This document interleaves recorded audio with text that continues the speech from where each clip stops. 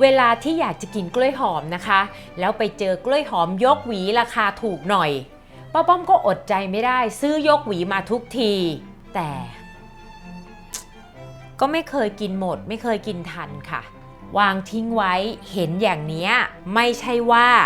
ป้าป้อมปล่อยทิ้งให้เสียของนะคะป้าป้อมตั้งใจค่ะวันนี้นะคะครัวชั้นสูงป้าป้อมจะมาสอนทำเค้กกล้วยหอมค่ะการอยู่ที่สูงไม่ใช่เรื่องง่ายเพราะยิ่งอยู่คอนโดสูงก็ยิ่งห่างไกลจากอาหารวันนี้ป้าป้อมจะมาทำให้เห็นว่าครัวเล็กๆในคอนโดก็ทำอาหารดีๆได้ใช้งบไม่สูงและทำให้ชีวิตบนที่สูงขึ้นได้อีกขึ้นไปค่ะขึ้นไปครัวชั้นสูงกัน High Zone Kitchen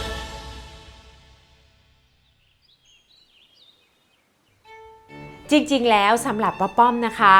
เค้กกล้วยหอมเนี่ยเป็นเค้กแรกๆในชีวิตเลยที่ป้าป้อมหัดเล่นทำขนมสูตรของป้าป้อมอาจจะดูโบราณไปหน่อยแต่รับรองว่าอร่อยแน่นอนค่ะการทำขนมอบเนี่ยนะคะ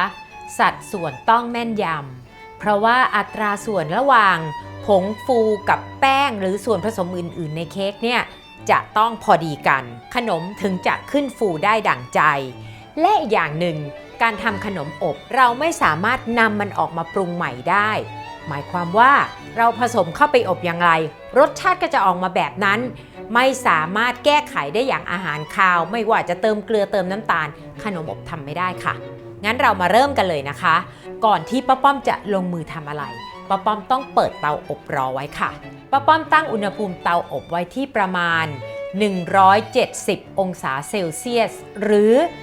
350องศาฟาเรนไฮต์ค่ะที่ป้าป้อมบอกว่าการทำขนมอบต้องการความแม่นยำป้าป้อมก็มีเหมือนกันค่ะป้าป้อมก็ต้องจดเพราะว่าป้าป้อมไม่อยากให้มีการผิดพลาดเกิดขึ้นอย่างแรกเค้กกล้วยหอมก็ต้องมีกล้วยหอมใช่ไหมคะกล้วยหอมที่ดีสำหรับการทำเค้กกล้วยหอมต้องงอมและเปลือกค่อนข้างดำอย่างนี้เลยค่ะ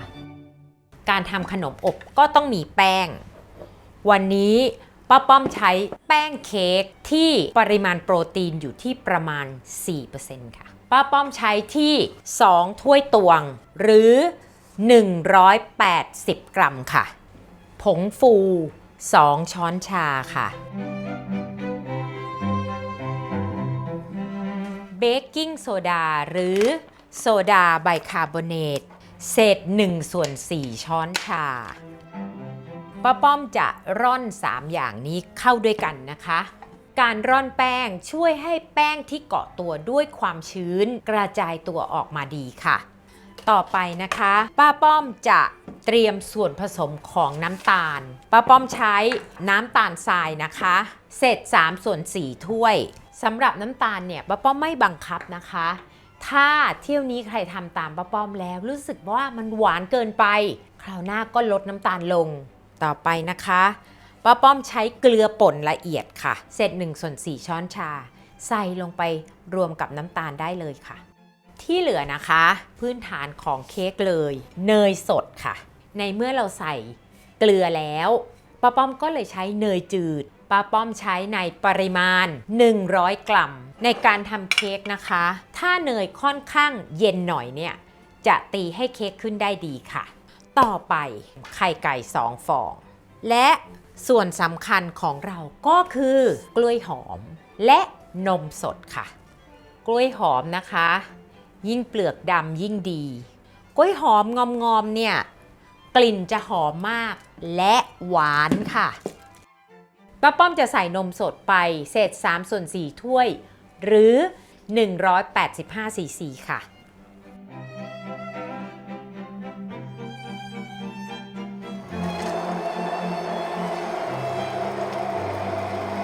นี่ค่ะเราได้นมรสกล้วยหอมไว้ทำเค้กกล้วยหอมแล้วไหนดูซิเช็คซิป้าป้อมได้หรือยังแป้งเค้กผงฟูเบกกิ้งโซดาเกลือเนยน้ำตาลทรายไข่ไก่นมสดกล้วยหอมพร้อมค่ะวันนี้นะคะป้าป้อมใช้เครื่องมือทำขนมอีกตัวหนึ่งนั่นก็คือเครื่องตีเค้กค่ะ เอาละนะคะ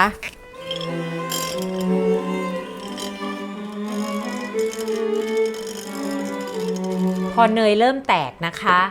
เราจะค่อยๆใส่น้ำตาลทรายกับเกลือที่เราผสมไว้จะช่วยให้เนยแตกตัวได้ดีขึ้นอีกค่ะ การตีเนยให้เบาและขึ้นเนี่ยนะคะ เป็นอีกทางหนึ่งที่ช่วยให้เค้กของเราขึ้นฟูมันเป็นการเก็บอากาศเข้าไปในเนยค่ะ เห็นไหมคะตอนนี้เนยเนียนละเอียดและสีอ่อนลงจากเนยเหลืองที่เราใส่ไปเมื่อกี้พอเนยเราขึ้นออกเป็นสีขาวแล้วก็ใส่ไข่ลงไปทีละฟองค่ะ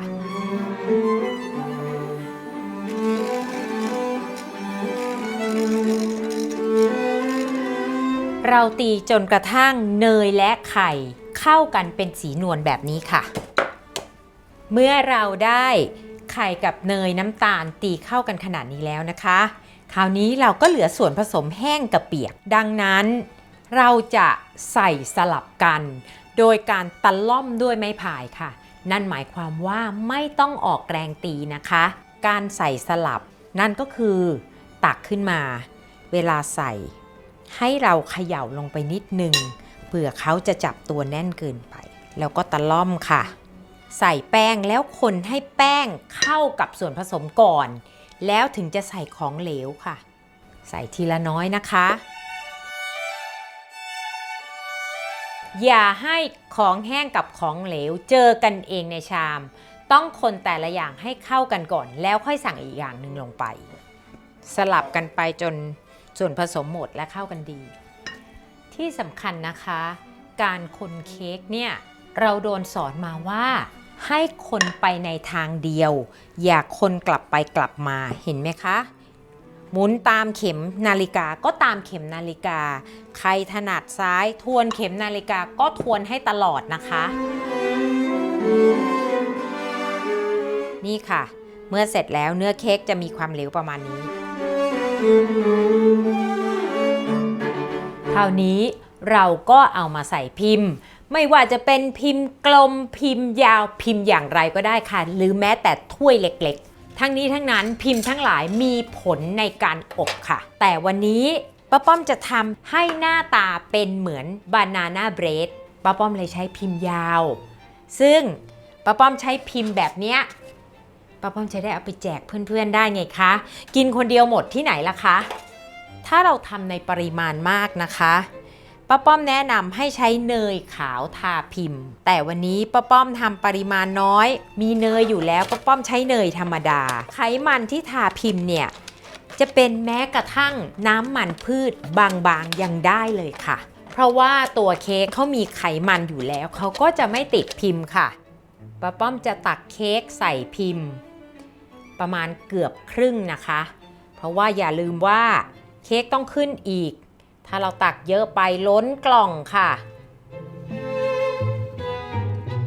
การอบของนะคะเราควรจะใช้ปริมาณ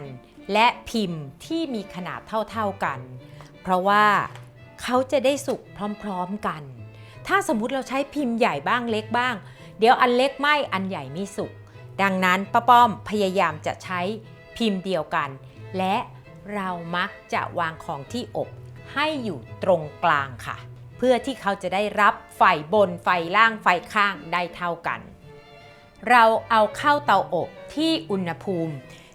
170องศาที่เราตั้งไว้เรียบร้อยแล้วนะคะป้าป้อมตั้งไว้ในใจเนี่ยประมาณ25นาทีแต่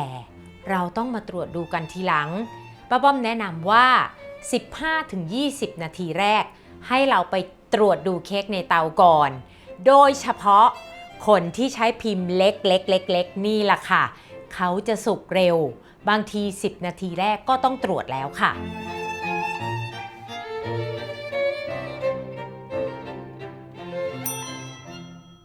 ตอนนี้นะคะ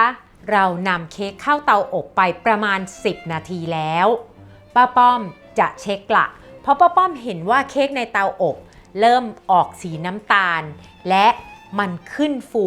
เกือบจะสุดแล้วเราจะเช็คอย่างไรนี่เลยง่ายๆค่ะ ไม้จิ้มฟันที่เรามีอยู่ในบ้านนี่แหละค่ะอันนี้เนี่ยออกมาไม่มีแป้งเค้กเหนียวติดแล้วค่อนข้างจะสุกแต่ป้าป้อมขออีกประมาณ 2-3 นาทีค่ะเพราะป้าป้อมอยากให้เสียบไปแล้วออกมาไม้จิ้มฟันเหมือนยังไม่ได้ใช้ค่ะ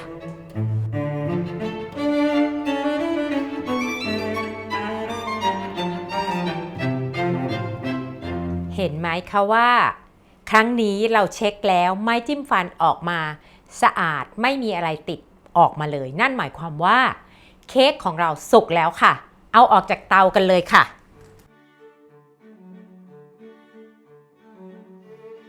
ป้าป้อมแนะนำให้เอาออกจากถาดร้อนๆเลยค่ะเพราะว่า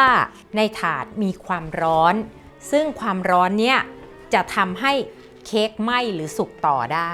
เราออกมาวางผึ่งเลยป้าป้อมมีเซอร์ไพรส์สำหรับเค้กกล้วยหอม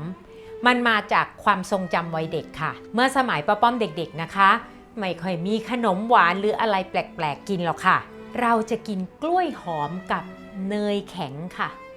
สมัยก่อนก็เรียกกันเนยแข็งธรรมดานะคะเพิ่งมารู้ตอนโตว่าเนยแข็งนั้นก็คือเนยแข็งเชดดาร์ชีสเป็นเนยแข็งแบบเนื้อแน่นที่ค่อนข้างเค็มระหว่างที่เค้กของเรายังร้อนๆอุ่นๆนะคะนี่เลยค่ะป้าป้อมจะขูดชีสลงไป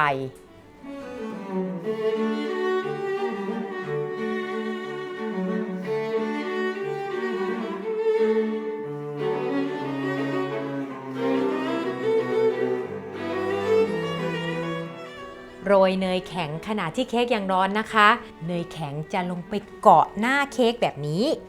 ตอนนี้ได้เวลาแล้วป้าป้อมขอปิดฝาและนำไปฝากเพื่อนๆเลยค่ะ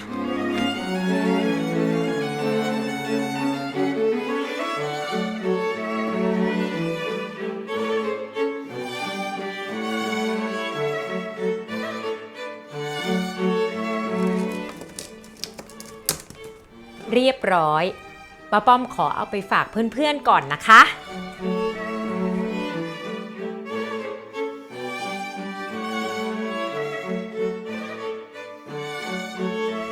เก็บครัวเสร็จแล้วก็มากดกระดิ่งกด Subscribe ไว้นะคะเพราะว่าครัวชั้นสูงยังมีอีกหลายเมนูจะได้ไม่พลาดกันค่ะ